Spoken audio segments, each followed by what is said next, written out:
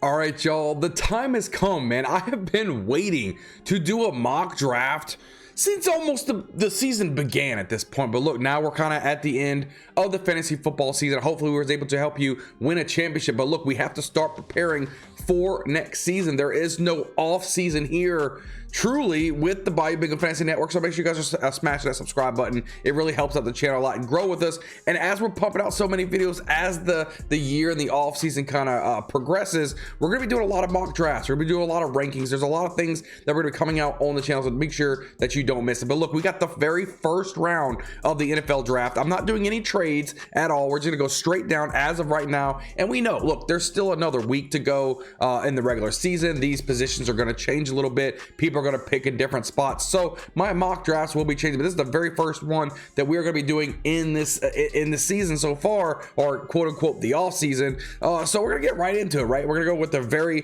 first pick of the NFL draft, when we have now the Las Vegas Raiders are on the clock, and I have them taking Fernando Mendoza, the quarterback out of Indiana. Mendoza he's had a remarkable season at Indiana, right? Consistently showing spot on accuracy and a strong arm, right? So I mean, I've seen NFL level pocket awareness and the ability to avoid sacks after what we saw from him at Cal prior to him transferring to Indiana this season, right?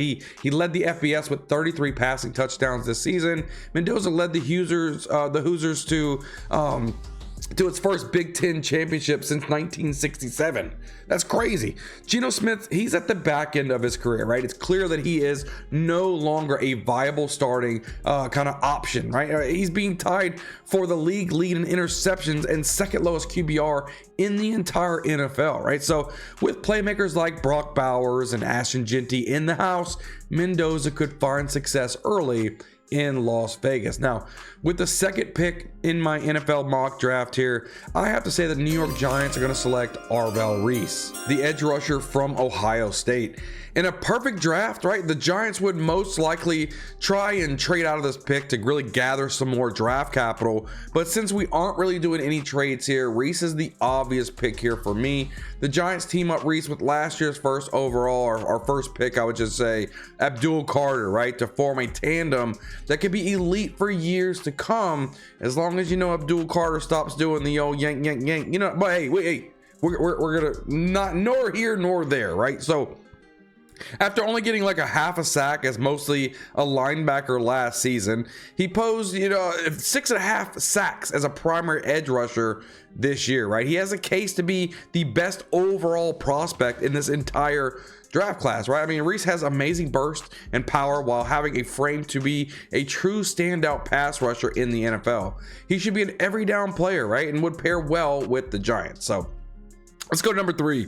The third pick, I have the New York Jets taking Dante Moore, the quarterback out of Oregon. Right? I have a strong feeling that the Jets are going to want to trade up in the draft to take Mendoza, but I would say if they want to hold tight and keep all their draft capital, or even just the Raiders are simply unwilling to move off that first pick, Dante Moore would be a good option at this pick, right? Moore received a great deal of hype after the 5 starts as a true freshman at UCLA in 2023, but in 2025, Moore really broke out at 6'3" and 206 pounds. He has shown good mobility and a high level downfield accuracy, which had the third best completion percentage in the FBS, right? He has a unique ability, I would say, to change his arm angles, almost like Patrick Mahomes, right? When navigating pressure, making him very creative as a quarterback, right? So the Jets are currently 27th in QBR, which screams that they need a long-term answer at the quarterback position, and Moore could potentially provide that stability. With the 4th pick now in the draft, I have the Tennessee Titans taking Francis Muoga. Now listen, I'm going to butcher a lot of these names. It is what it is. Get over it, right? But I'm going to say Muoga, right? The offensive tackle out of Miami. The Titans, they have their quarterback in Cam Ward, and I'm just not really sold on their kind of overpaid tackle, Dan Moore Jr. So on the opposite side, that's J.C. Latham, right? So Moore Jr. signed a 4-year, $82 million deal in March of 2005, but I believe that Muoga, I guess that's how you say his name, I don't know. He's a needed upgrade, right? I mean, he's been a 3-year starter for Miami, playing all but 13 of his snaps at right tackle over the past 3 seasons. He has excellent mauling power, and he's got really good size. guy's like 6'6", 315 pounds. Shows a very good ability in that pass protection. Now, he's allowed a pressure in just 0.5% of dropbacks this season, which is the best of any FBS offensive tackle. Say what you want, but I just believe he's a smash play and a smash pick for the Titans. So now coming in at the 5th pick of the draft, I have the Arizona Cardinals taking Spencer Fano, the offensive tackle out of Utah. The Cardinals are closer to getting back on track, right? That what their poor record really could indicate, right? They're a pretty good football team overall. They're just not putting all the pieces together. I believe that at right tackle is where they really need to start to right this ship. Jonah Williams has been the team's preferred right tackle over the past 2 seasons, but he's played in only 15 games over those 2 seasons, and he's currently on IR, and eventually he's going to be a free agent this offseason. So he's only surrendered just 1 sack in 2 years at Utah. His lighter frame would also help him move into the guard if needed, but Arizona could really start him out there at the tackle and then move him on the inside if they really need to do so. With the 6th pick in the draft, I have the Cleveland Browns taking Jordan Tyson, right? The wide receiver out of Arizona State. Giving Shedeur Sanders another playmaker is just what they need on the outside. I mean, we have to face it at this point. Jerry Jeudy just isn't cutting it out. So Jordan Tyson, he would step right in here to be the head honcho of this offense. He brings a combination of impressive side versatility and explosiveness that would pair great with tight end Harold Fannin Jr. when the ball is in Tyson's hands. He shows excellent acceleration and the knack for wanting to get downfield with a quickness. I really like Tyson to the Browns. With the 7th pick of the draft, I have the Washington Commanders taking David Bailey, the edge rusher out of Texas Tech. The Commanders have relied on an extremely veteran group of edge rushers this season, lacking a true difference maker at the position. Von Miller leads Washington with 6 sacks at 36 years old, but there's no better pure pass rusher in this class than Bailey, who had his 2nd most sacks with 13.5 in the FBS during his only season at Texas Tech. That makes just a good fit overall, right, for the Commanders. Bailey's first step puts offensive tackles on their heels in a hurry, and he has 8 forced fumbles over the past 2 seasons. So with the 8th pick in the draft, I have the New Orleans Saints taking Jeremiah Love, the running back out of Notre Dame. The Saints seem to have found their quarterback in Tyler Shough, but with Alvin Kamara at the back end of his career, having a back like Love could be electric for this young offense. Pairing up Shough with Love and Chris Olave on the outside, that could be really, really good. Using a 1st-round pick at running back when they could address needs at a more premium position, it's kind of questionable, I would say, but Love is too good to pass on here. I think he's an amazing explosive, agile, and balanced runner who just effortlessly just makes defenders miss with 60 forced missed tackles this season and just 199 carries. The Heisman Trophy Finals is also a legitimate threat in the passing game with 10.4 yards per catch and 3 receiving touchdowns this season. Now, with the 9th pick, I have the Kansas City Chiefs taking Mansour Delane, the cornerback out of LSU. I believe they need to upgrade in the secondary, and Delane can really provide an immediate impact for the Chiefs. Delane took his game to another level after transferring from Virginia Tech before the season. He has excellent size for the position at 6 foot, 190 pounds, and he really thrives using force at the catch point to disrupt the ball. Delane is at his best, I would say, playing off coverage and reading the quarterback, though, he is also a willing run defender. You could definitely see that in the film as well, who could really just thrive in Kansas City. When targeted as the primary coverage player this season, he surrendered the 3rd lowest completion percentage in the FBS at 27.8%. So with the 10th pick in my mock draft, I have the Cincinnati Bengals taking Reuben Bain Jr., the edge rusher out of Miami. Trey Hendrickson and Joseph Osai, who leads the team in sacks at this point, are scheduled to be free agents, right? So the Bengals tried to prepare for this future by taking Shamar Stewart the 1st round last year, but he's been pretty much a non-factor. So Cincinnati really needs to look at the defense again. The Bengals are allowing 6.3 yards per play, which is worst in the NFL. While some scouts really think that Bain's lack of length could really make him a late 1st round pick, all of them agree that he is one of the best prospects at his position. I like him in Cincinnati, right? He's relentless, he's powerful, explosive. He's got a lot of traits that helped him to the ACC Defensive Player of the Year honors this season. Expect much more debate around Bain and his ceiling in the coming months, but no offense had a real answer for him at the collegiate level.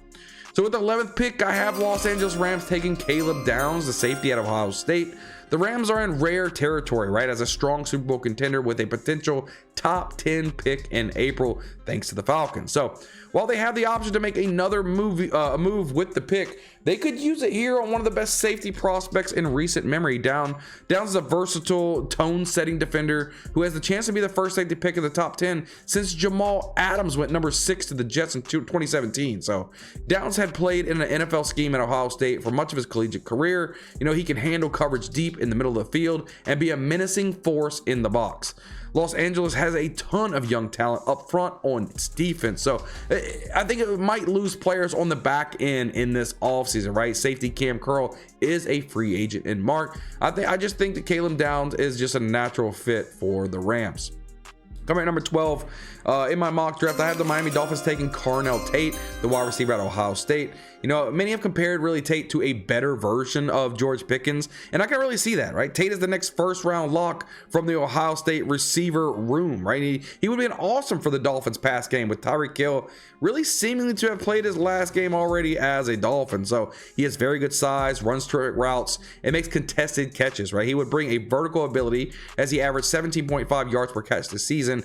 And also of note, Tate has 0 drops on 58 targets this season. If the Dolphins can continue to develop young quarterback Quinn Ewers, having Jalen Waddle and Carnell Tate to throw the ball to, the future could be bright for Dolphins fans.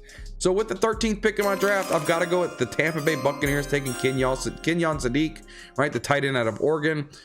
With tight end Cade Otton slated to become a free agent in March, I think the Bucs are potentially thin at that position. So Sadiq is one of the best prospects in this class in terms of his athletic ability and has been great after the catch at Oregon, right? So Scouts has questions about Sadiq's length, but he's extremely versatile and can make an impact in an NFL offense.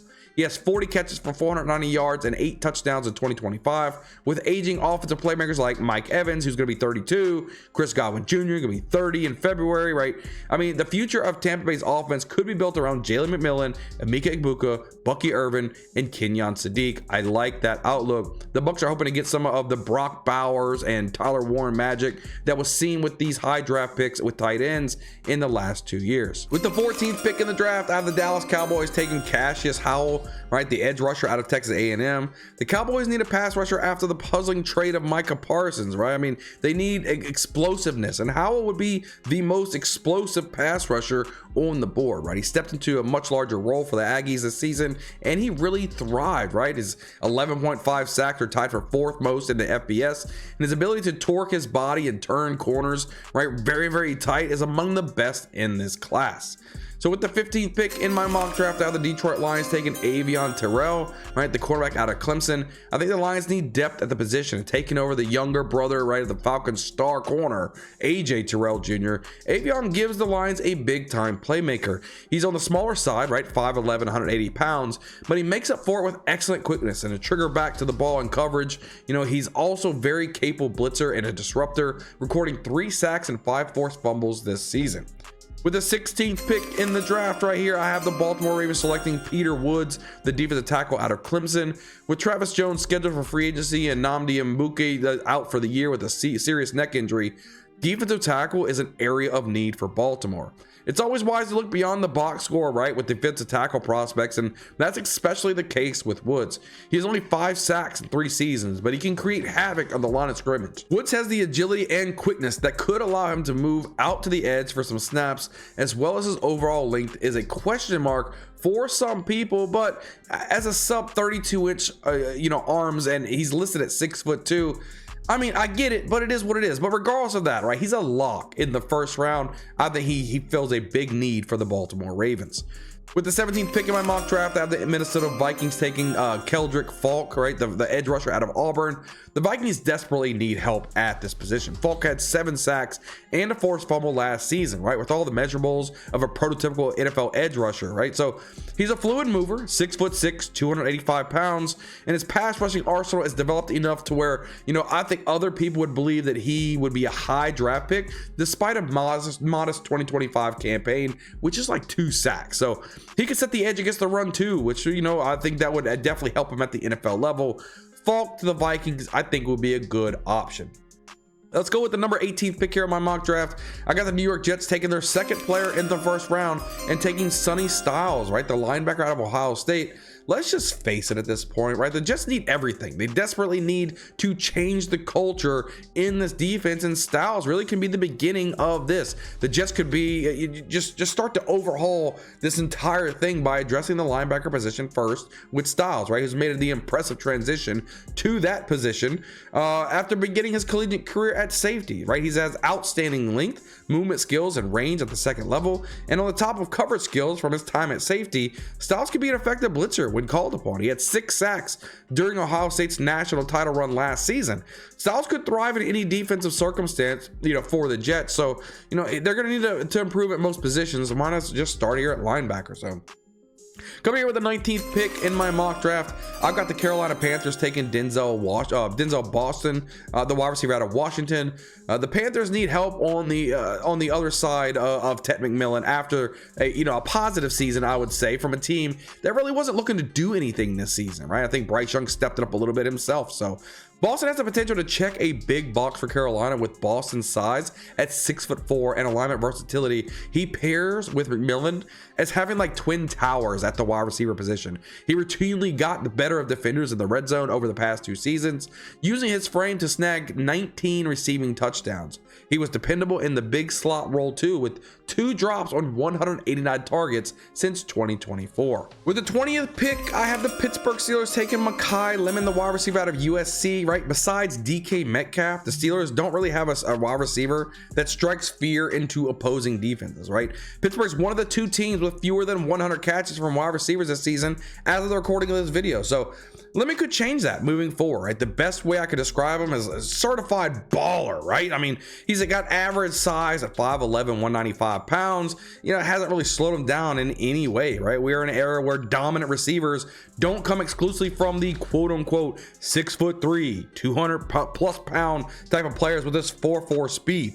Lemon has one of the best catch radiuses I've studied for over the past 3 classes, and he's dropped the ball only once in each of his 3 seasons. So it would not shock me if he goes even a few spots higher than this in April, right? So with the 21st pick in my mock draft, I have the Dallas Cowboys taking CJ Allen, the linebacker out of Georgia. The Cowboys defense has been completely awful this season. In a year that this offense was really clicking, the defense just couldn't stop anyone. So Allen had the benefit of a quarterback in Georgia's defense, which has produced a strong lineage of NFL linebackers, right? He's a missile as a tackler, bringing force and physicality to every aspect of his game. So, and Allen's 9 pass breakups speak to his ability to impact the passing game as well. So the Cowboys could benefit from him as a tone setter in the middle of this defense. So with the 22nd pick in the NFL draft here, I have the Los Angeles Chargers taking Vega Ione, so the guard out of Penn State, right? The Chargers' offensive line issues have been headlined by injuries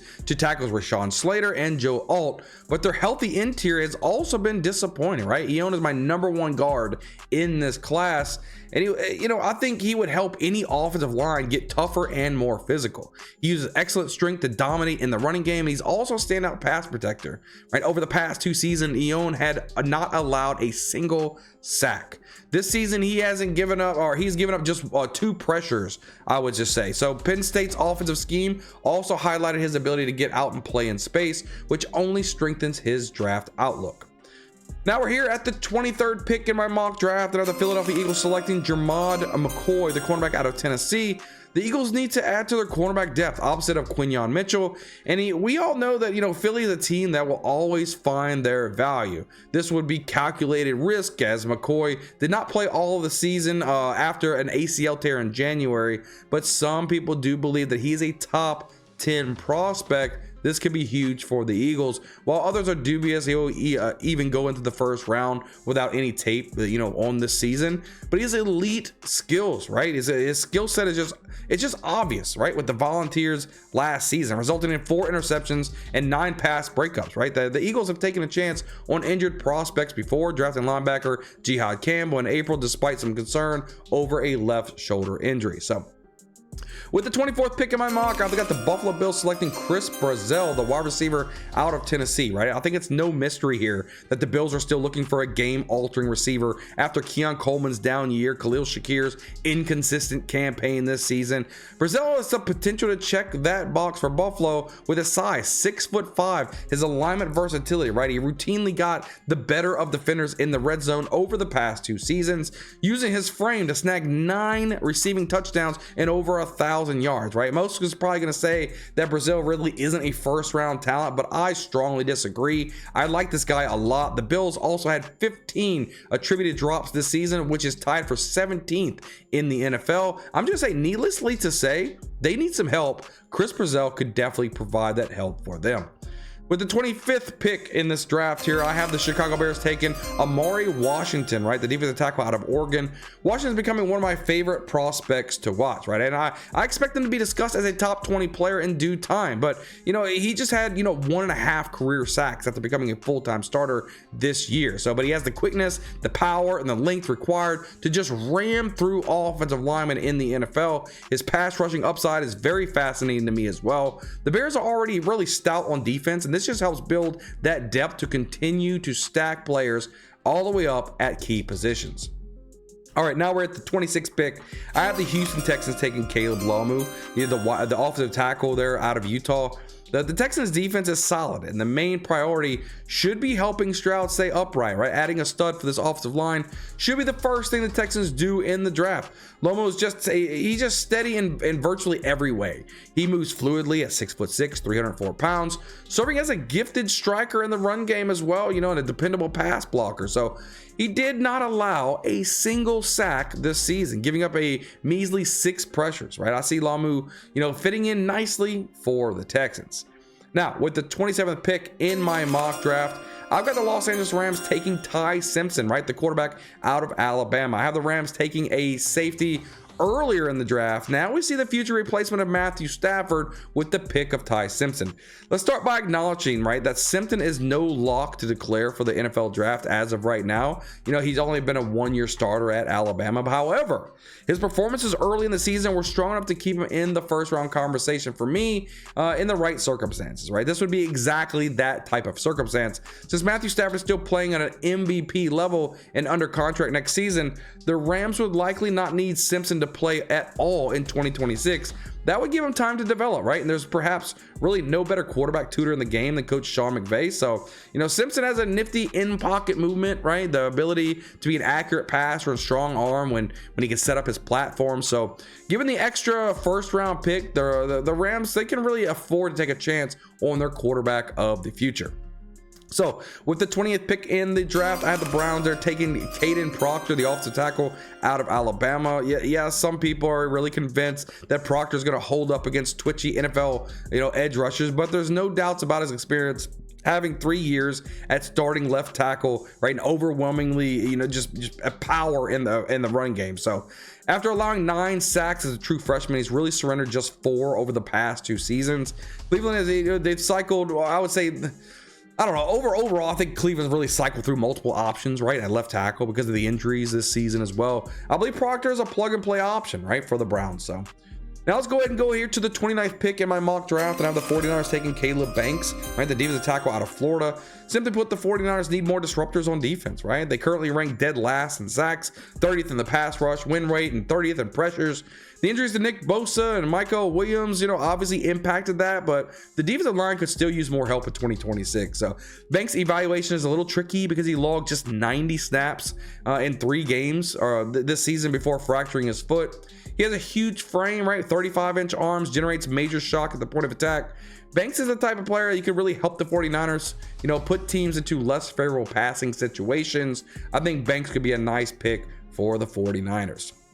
Now, coming towards the back end of this mock draft with the 30th pick in this draft, I got the New Orleans Patriots taking Brandon Seiss, the cornerback out of South Carolina. Under Coach Mike Vrabel, the Patriots have really made a big leap, right? They don't have an immediate need to fill, if the whole board kind of falls this way. But the team generally needs more cornerback depth behind All-Pro Christian Gonzalez.